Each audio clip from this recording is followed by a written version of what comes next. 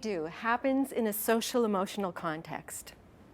This means that right here, right now, in this space, there's an emotional energy, a charge.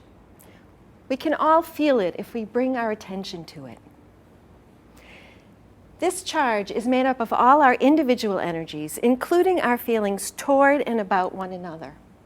Let's take a moment to look around at the people with whom we're sharing this time, this space, this energy, this dance. And what does this have to do with dementia? In our everyday lives, not a lot of attention is paid to the social-emotional environment. But people with diminishing cognitive abilities are dependent upon this environment to feel safe.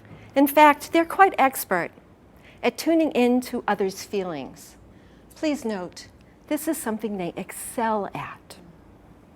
To the extent that they feel judged, ignored, or devalued, they feel emotionally unsafe. Therefore, it behooves those of us who are their caregivers to be more aware of our emotional effect on others. To paraphrase the Beatles, all we need is love. We need to create loving, caring environments, and we do that through our nonverbal communication. Nonverbal is defined by what it isn't. That is, not words. But what is it? Through our posture, the way we shape ourselves around others, the way we use the space around us, our rhythms, the way we move, we convey our attitudes. Let's explore some of the ways we express ourselves through movement. Imagine for a moment that you're afraid of the person beside you. How does your posture shift? Now imagine that you're eager to hear what that person has to say. How does it shift now?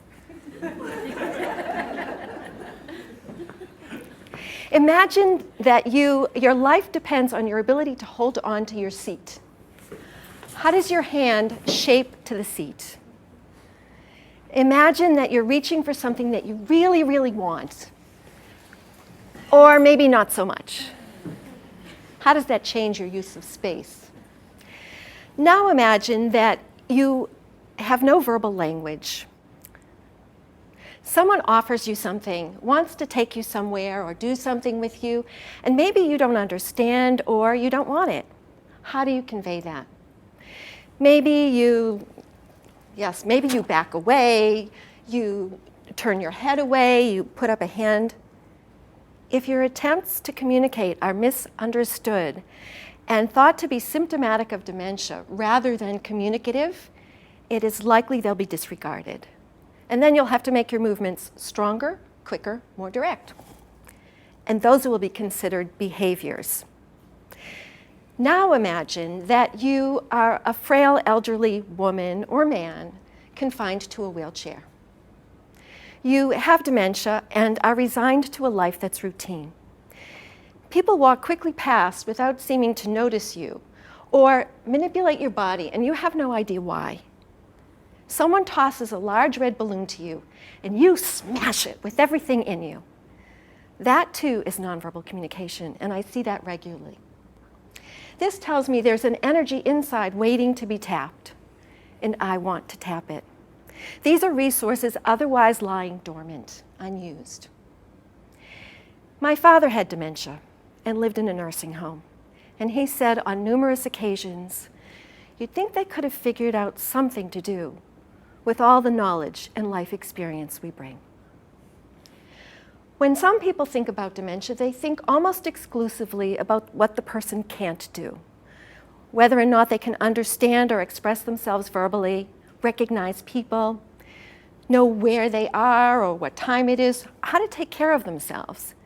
That, of course, is essential to function. But even when a person can no longer function, they remain a person. Dance movement therapy builds on what a person can do. So, what are some of the strengths a person with dementia may bring? I've already alluded to emotional sensitivity. In dementia, the internal censor or judge may no longer work. Is that good or bad? As with all things, it depends on one's perspective. Some call the lack of censor disinhibition. The person may no longer be able to do something because someone else wants them to. This lack of censor may free the person up to be spontaneous, to say or do what they think or feel, to be genuine. Personally, I highly value genuineness. It takes a lot less energy to discern how a person truly feels, and it frees me up to be present. Many people with dementia are unable to access motivation. They need someone, preferably everyone, to provide sufficient sensory stimulation that is culturally and personally relevant to help them connect to their intrinsic motivation. Once that motivation is tapped and they're invited to be present, they can be delightfully playful and present. They can still move and derive great pleasure from moving, but without help, they can't access it. Dance movement therapy is about forging a healing relationship where dance and movement are the primary media, just as words are the medium in verbal psychotherapy. The relationship becomes the strongest motivator. Shower them with stimuli, music and props, and then pay attention to how they respond. Are their movements large or small, tapping a toe, blowing a kiss, or refusing to participate? Let them know they're seen, heard, and appreciated, and their choices respected. It is just as important to honor their refusal as any other choice. Incorporating their responses lets them know their contributions matter. When they see their movement reflected back, they recognize that they're having an impact. This empowers them, and they're likely to move and express themselves more.